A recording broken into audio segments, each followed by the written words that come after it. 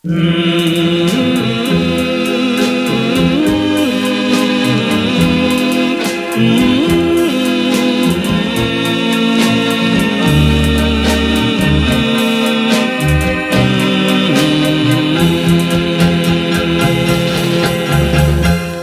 លេងចំរៀងមួយមើលណាឡៃ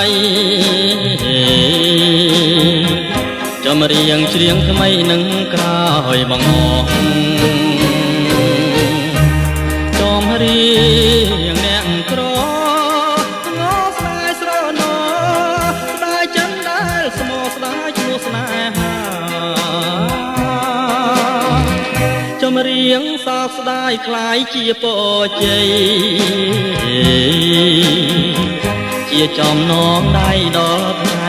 រៀបការច្រៀងរាប់ជាប់រឿងដែលខ្លឹមសា